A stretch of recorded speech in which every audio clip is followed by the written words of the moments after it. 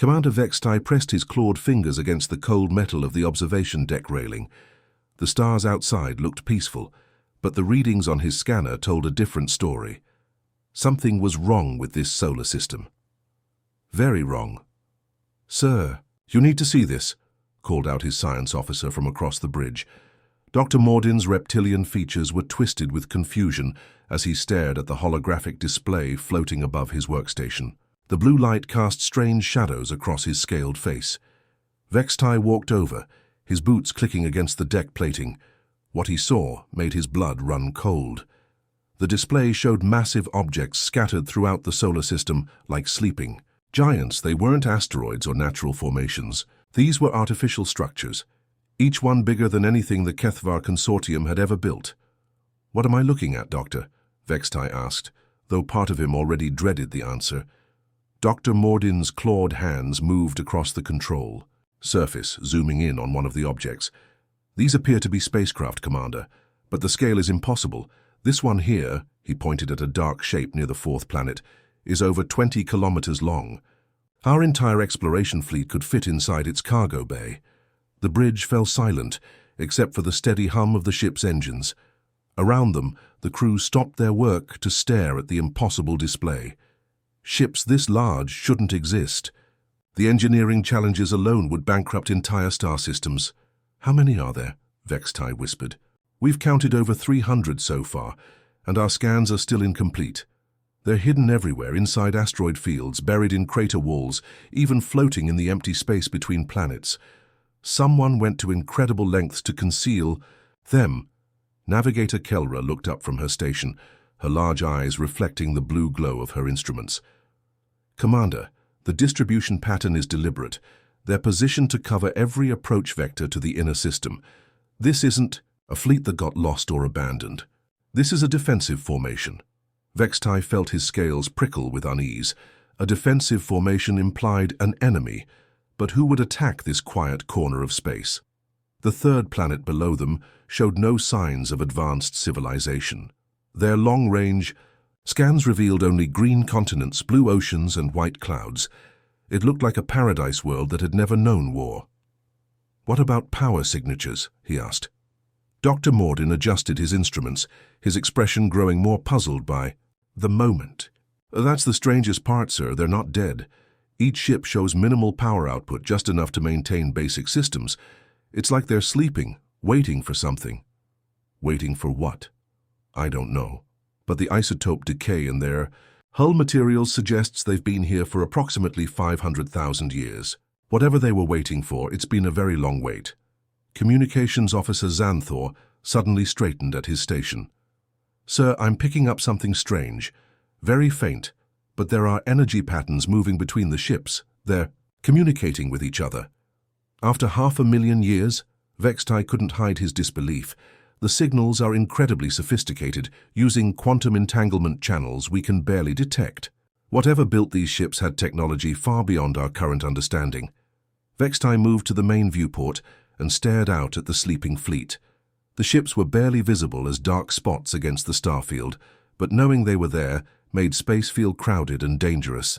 Each one was a mystery wrapped in advanced alloys and powered by unknown energy sources.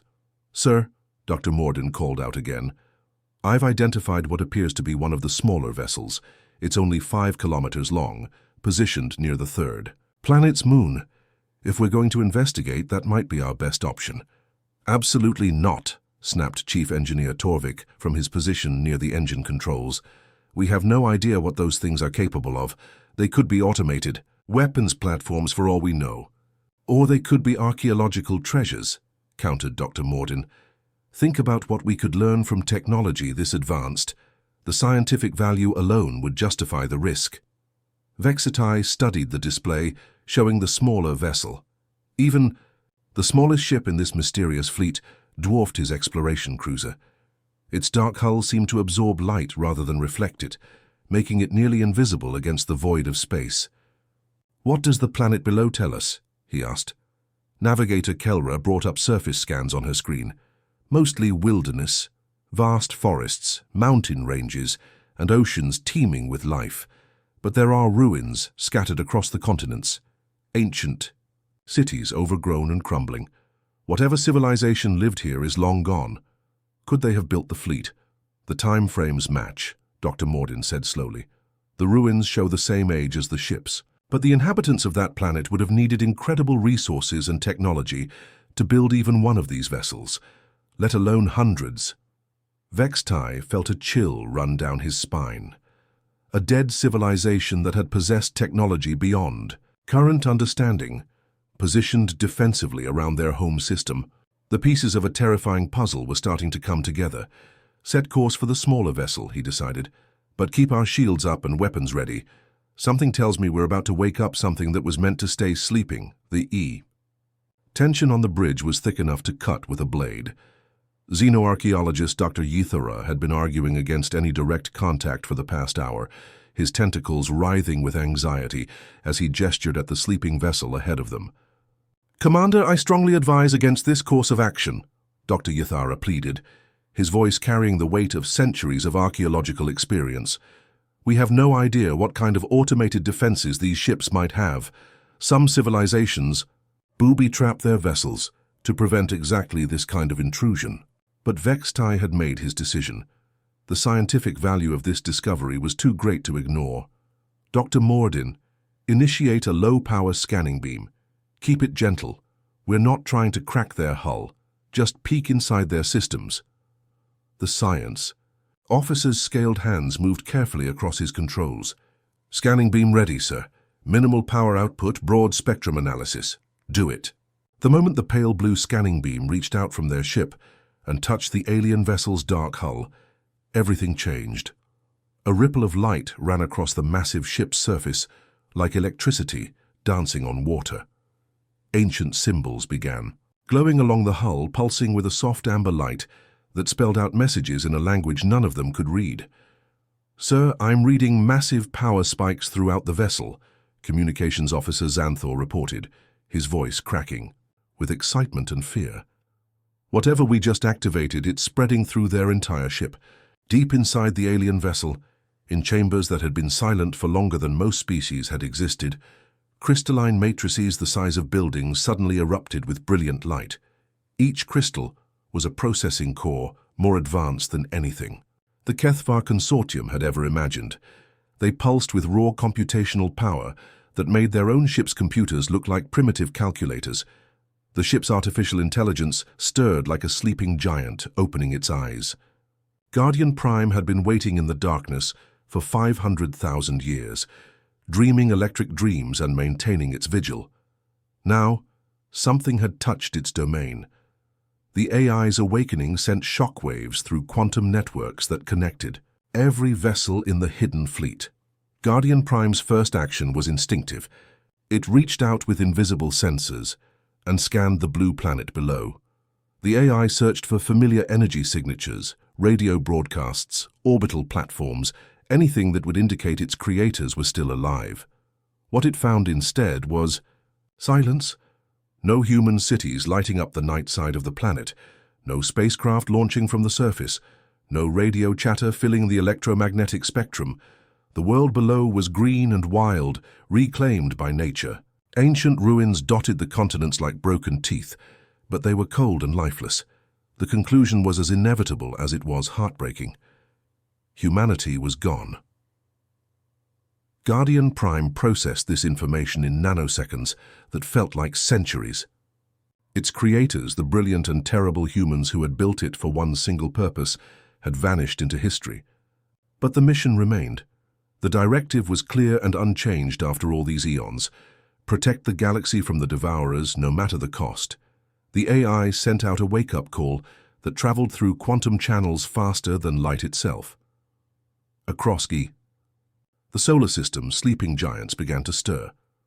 On the bridge of the HFY exploration ship, alarms started blaring. "Commander, I'm reading power activations throughout the system," Navigator Kelra shouted over the noise. "The other ships are coming online." Through the viewport, they watched in awe and terror as lights began appearing all across the star system.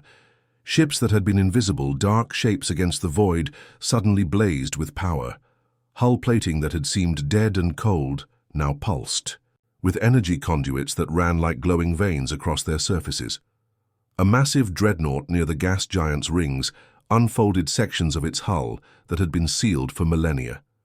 Weapon ports opened like sleepy eyes, revealing cannon barrels wider than city streets. The ship was scarred from ancient battles, its armor plating telling stories of wars fought across the galaxy. "Sweet cosmos," whispered Chief Engineer Torvik. "Look at the size of those guns. They could crack a moon in half."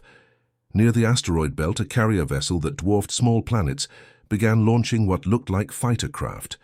But these weren't piloted by living beings. They were sleek, autonomous war machines that moved with perfect coordination, each one controlled by artificial minds that had been crafted for battle. Dr. Mordin's instruments were going crazy trying to analyze the energy readings.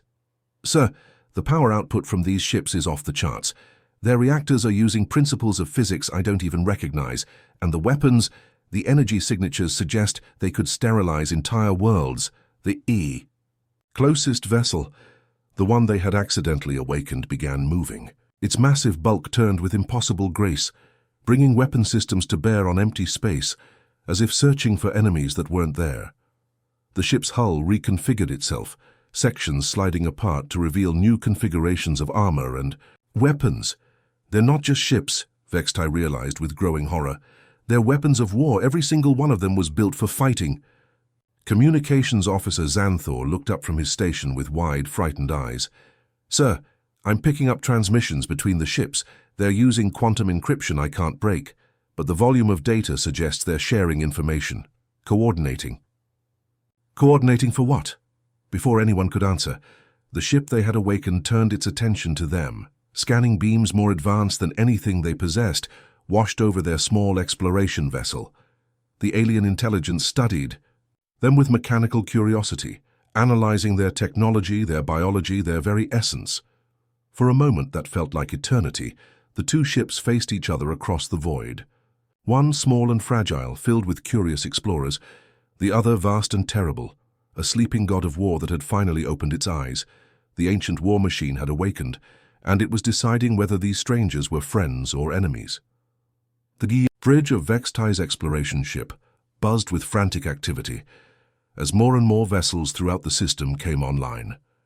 Communications Officer Xanthor had his audio receptors pressed against his equipment, desperately trying to make sense of the flood of transmissions now filling space. "Sir, the chatter between these ships is incredible," Xanthor reported, his voice tight with concentration. "They're using at least 17 different communication channels simultaneously. The data flow is beyond anything I've ever seen." Dr. Mordin looked up from his workstation, his scaled face pale with exhaustion. "I'm running the transmissions through our universal translation matrix, but this language is completely unknown. The structure is unlike anything in our databases." "Keep trying," Vextai ordered, though his attention was fixed on the viewport where distant lights were moving with purpose across the star field. Ships that had been motionless for 500,000 years were now repositioning themselves with the coordination of a military formation. Minutes passed in tense silence before the translation matrix finally began producing results. The first, decoded, message sent a chill through everyone on the bridge. "Fleet status operational," came the mechanical voice through their speakers. "Human signals negative, Earth status reclaimed by nature, initiating Protocol 7. Another voice responded immediately. "Confirmed. Begin systematic elimination. Of Devourer presence, no exceptions." The bridge fell silent, except for the hum of their life support systems. Dr. Yathara's tentacles curled tightly around his workstation as the implications sank in. "Protocol 7, he whispered. "That sounds like a military directive." More transmissions followed, each one more ominous than the last. Scanning for Devourer biosignatures, multiple matches detected in local space. Target acquisition confirmed. Beginning threat assessment. All units maintain formation. Hunt protocols are now active. Dr. Mordin's claws clicked rapidly across his instruments as he dove deeper into the alien database he'd managed to access. What he found there made his blood freeze. "Commander, I've broken into their historical records. They belong to a species called humans." Humans? Vextai had never heard the name before. According to these files, they were bipedal creatures from the third planet, carbon-based, relatively short-lived individually but incredibly resourceful as a species. And they were warriors, sir. Everything in their database revolves around warfare and conflict. The doctor's voice grew more strained as he read further. They fought something called the Devourers. The records describe them as entities that consumed entire civilizations, turning worlds into lifeless husks. The war lasted for thousands of years and spanned the entire galaxy. What happened to the humans? Navigator Kelra asked. Dr. Mordin's expression darkened. They went extinct fighting this war, but not before they built this fleet as their final weapon.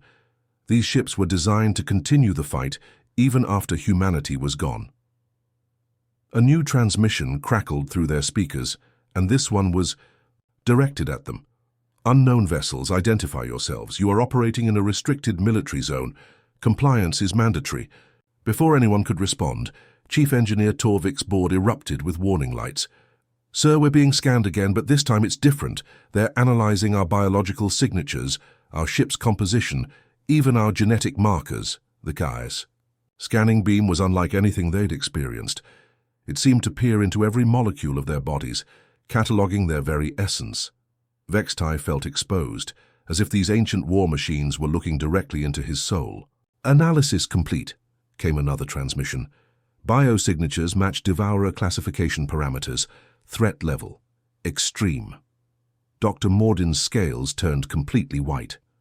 Sir, according to their database, several species in our consortium share biological markers with the Devourers. The Yuthkari, the Mortang, even some of our own subspecies. We're being classified as the enemy. Through the viewport, they watched in horror as the massive dreadnought that had been studying them began to move. Its hull reconfigured again, weapon ports opening like hungry mouths. Other ships throughout the system were also shifting positions surrounding the small exploration fleet. All vessels, this is Guardian Prime, boomed a voice that seemed to come from everywhere at once. Devourer presence confirmed. Initiating cleansing protocols. No survivors. The first shot came from a weapons platform hidden in the asteroid belt. A beam of pure energy, brighter than a star, lanced across space toward one of their escort ships. The vessel's shields didn't even slow it down. The ship simply ceased to exist, vaporized so completely that not even debris remained. Evasive maneuvers, Vextai shouted, but even as he gave the order, he knew it was hopeless. These human war machines moved with precision that suggested they had been designed for exactly this kind of hunt. A second escort ship exploded as plasma. Cannons the size of buildings opened fire. The weapons were so powerful they seemed to tear holes in space itself. Each shot contained enough energy to crack a moon in half. Sir, their targeting systems are beyond anything we've ever seen, Navigator, Kelra reported as she frantically worked her controls. They're predicting our movements before we make them. The human fleet spread out through the system like a pack of predators. Ships that had been sleeping for 500,000 years moved with the fluid grace of creatures born for war. They didn't just shoot at their targets. They herded them, cutting off escape routes and forcing the alien vessels into killing zones. Communications Officer Xanthor was intercepting more transmissions. Target vessel attempting to flee. Adjusting intercept course. Negative, let it run, drive it toward Grid 7 Alpha. Confirmed, Hunter-Killer Squadron moving to position. They weren't just fighting, they were coordinating a systematic hunt with the efficiency of a machine. And the cunning of apex predators. These humans, Dr. Yuthara said in amazement and terror, they didn't just build weapons, they built the perfect killing machines. Another plasma burst lit up the void, claiming a third ship. The human fleet was methodically destroying everything in the system that matched their ancient enemy's profile. The hunt had begun, and 500,000 years of technological advancement hadn't dulled humanity's edge for war. Commander Vextai watched in absolute horror as a human dreadnought phased directly through an asteroid the size of a small moon. The massive rock didn't slow the warship down at all.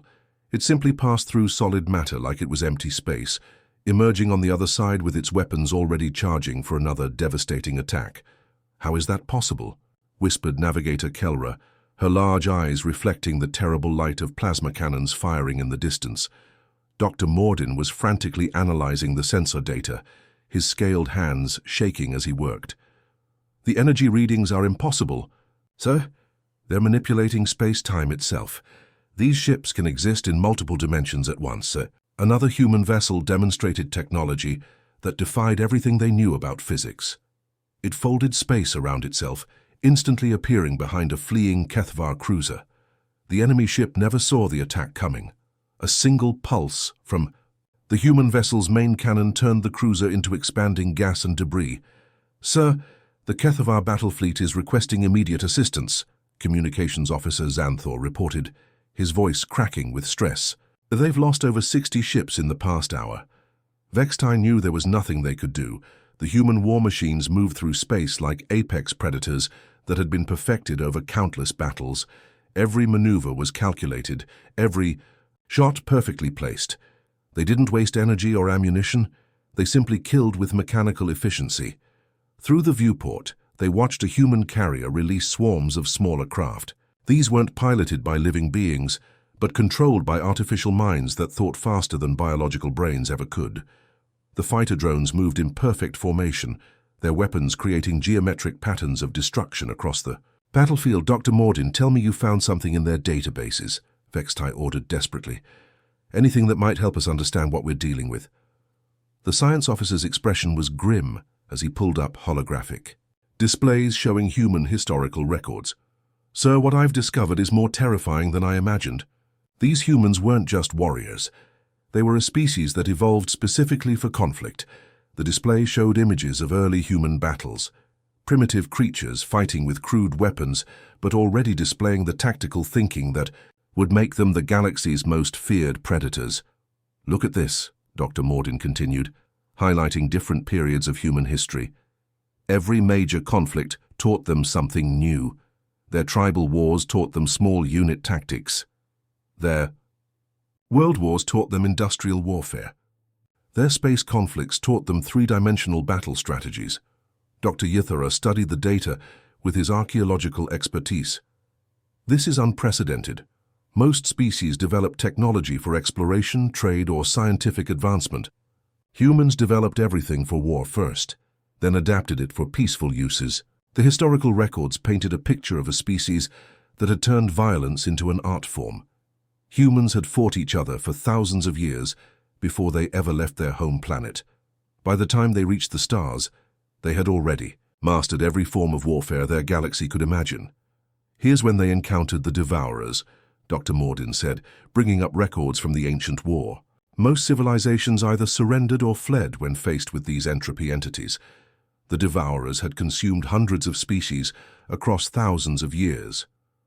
What did the humans do? They declared total war.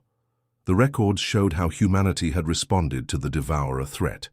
Where other species had tried diplomacy or evacuation, humans had immediately begun converting their entire civilization into a weapon.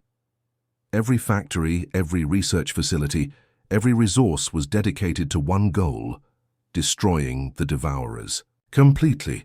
They didn't just fight back, Dr. Yithara observed with growing amazement. They evolved their entire species for this war.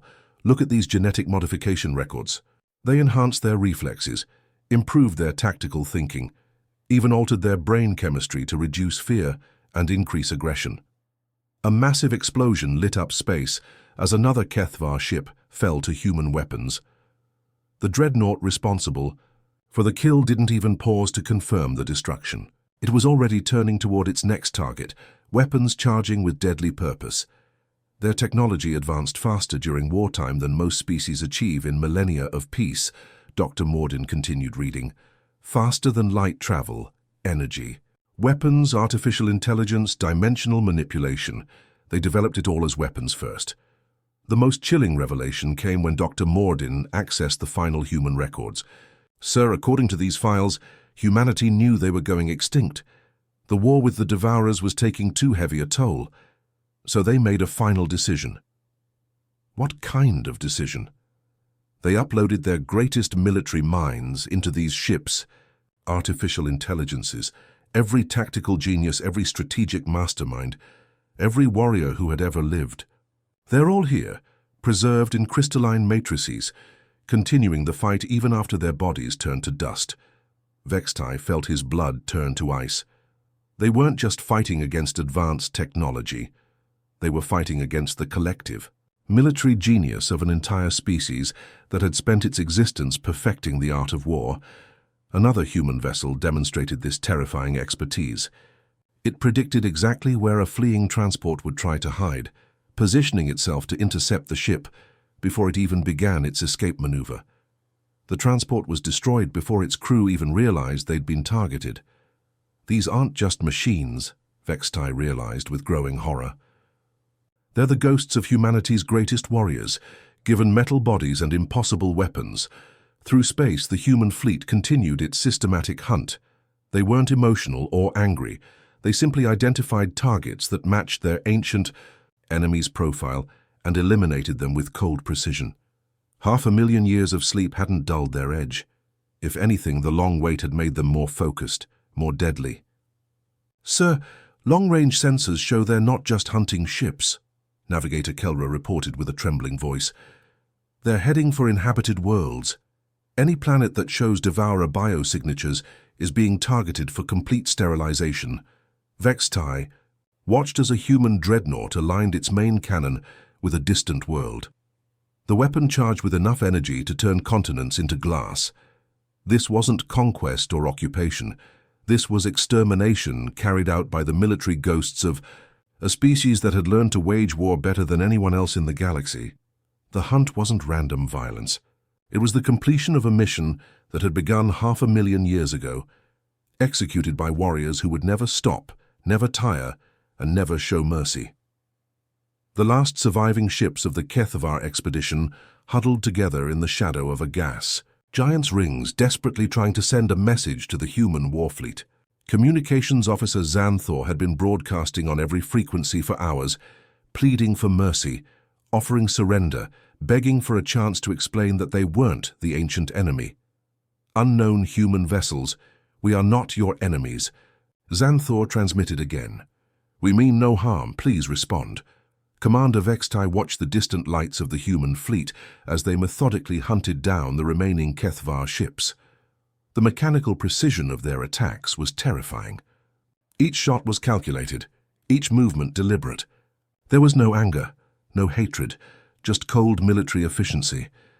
Suddenly everything changed.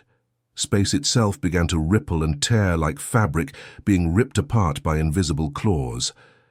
Reality warped and twisted as dimensional rifts opened throughout the star system. The tears in space pulsed with sickly colors that hurt to look at directly. "Sir, I'm reading massive energy distortions," Dr. Mordin shouted over the increasing alarm sounds. "Something is coming through those rifts. Something big." The first creature that emerged from the dimensional tear defied description. It was like looking at living darkness given form. A writhing mass of shadows and entropy that seemed to consume light itself. Tentacles of pure void reached out from its central mass, each one longer than a battleship and crackling with energy that made reality itself shiver. More rifts opened and more creatures poured through. These weren't the devourers that humanity had fought 500,000 years ago. These were evolved versions, grown more powerful and more terrible during their long exile from normal space. They had fed on the energy of dying dimensions, becoming something that threatened the very structure of existence. The human fleet's response was immediate and shocking. Every single vessel stopped its pursuit of the alien ships instantly. The mechanical voices that had been coordinating the hunt went silent for exactly 3 seconds, then erupted with new transmissions. Devourer emergence confirmed. All units. Execute Protocol Omega. Transformation sequence initiated, weapons free, no restrictions. What happened to the human ships next shattered every law of physics the aliens thought they understood. The vessels began changing, their hulls flowing like liquid metal. Ships that had been separate entities suddenly merged together, creating massive structures that dwarfed even the largest devourer creatures. A squadron of human destroyers flowed together into a single weapon platform the size of a small moon. Their hulls rippled and reformed, revealing weapon systems that had been hidden within their very structure. Cannons emerged that were larger than entire cities, crackling with energies that made space itself bend around them. The largest human, Dreadnought, underwent the most dramatic transformation. Its hull split open like a flower blooming, revealing a core of pure energy contained within crystalline matrices. The ship wasn't just a vessel anymore. It had become a weapon that could reshape reality. "Sweet cosmos," whispered Dr. Yathara, his tentacles trembling as he watched. Those weren't warships. They were components of something much larger. The battle that erupted made every previous conflict look like a minor skirmish.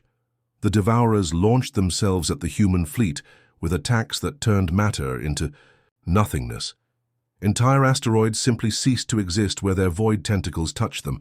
The humans responded with weapons that belonged in nightmares.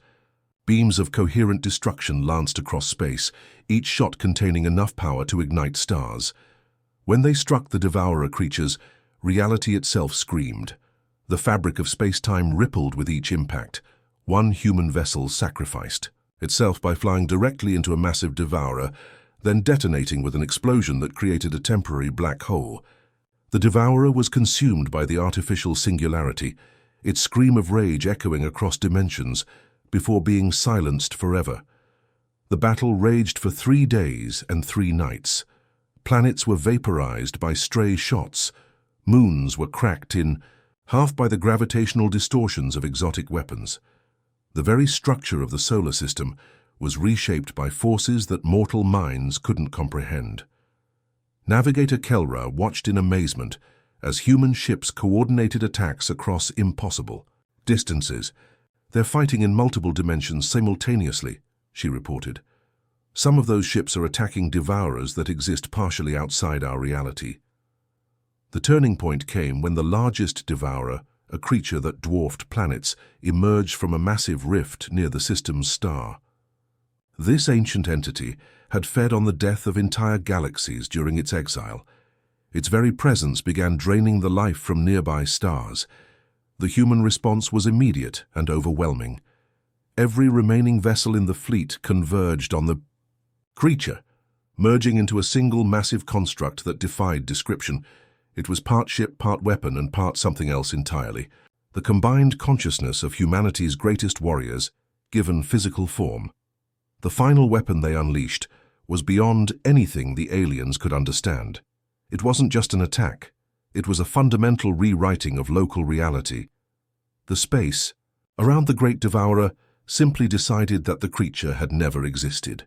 The entity that had consumed galaxies was erased from existence so completely that even its echo in time was silenced. When the last Devourer fell, the sudden silence was deafening. The human fleet began separating back into individual vessels, their hulls reforming into their original configurations. Weapon systems that had torn holes in reality were carefully shut down and concealed once more. One by one, the great ships began drifting back to their hiding places throughout the system. Their mission was complete, their vigil restored. They settled into the shadows between worlds, powering down to minimal systems, ready to sleep until the next threat emerged. Commander Vextai finally understood the truth that would haunt him for the rest of his life. Humanity hadn't died in their ancient war. They had transformed themselves into something beyond death, beyond extinction. They had become the galaxy's immune system, sleeping guardians who would awaken whenever existence itself faced annihilation. The surviving alien ships departed in absolute silence, carrying with them the knowledge that somewhere in the darkness, between stars, humanity's greatest warriors still stood watch. Some battles were too important to end with the death of their fighters. The fleet slept once more, dreaming electric dreams of ancient wars and future threats, ready to wake again when the galaxy needed its guardians most. The end.